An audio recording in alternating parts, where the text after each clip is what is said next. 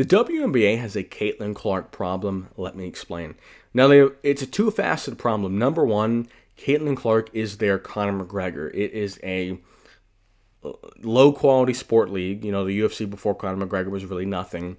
The WNBA pre-Caitlin Clark was really nothing.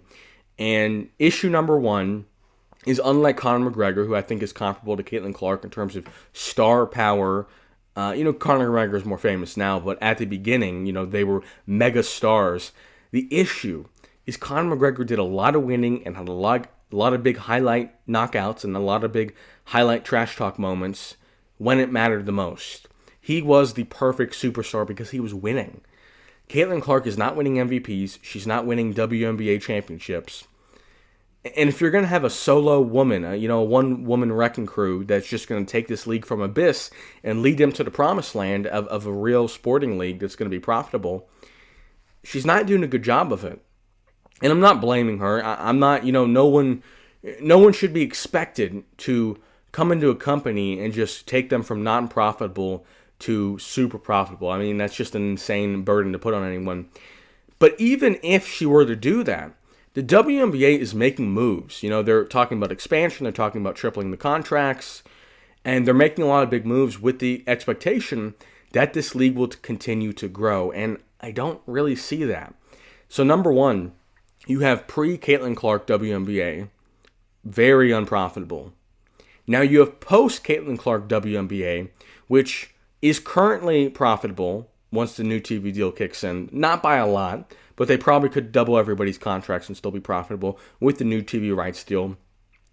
And a lot of people are projecting that they're going to continue to make money, more money than they're making now. And I don't think that's going to be the case because, number one, Caitlin Clark's X factor has already been baked into the cake. And if anything, it's deteriorating because now we know that she is not going to dominate this league. She's not going to win a bunch of championships and be a Michael Jordan. She's not going to be the best player in the league. So if anything, the Caitlin Clark superstardom is starting to fall off. And what happens when she retires, or what happens if she's injured for an entire season? Their business model is solely based on the fact that Caitlin Clark is going to take them from nothing to something, and then the league as a whole is going to take them from something to everything. But they're falling off for something. Because now even Caitlin Clark isn't holding up to her game-changing potential.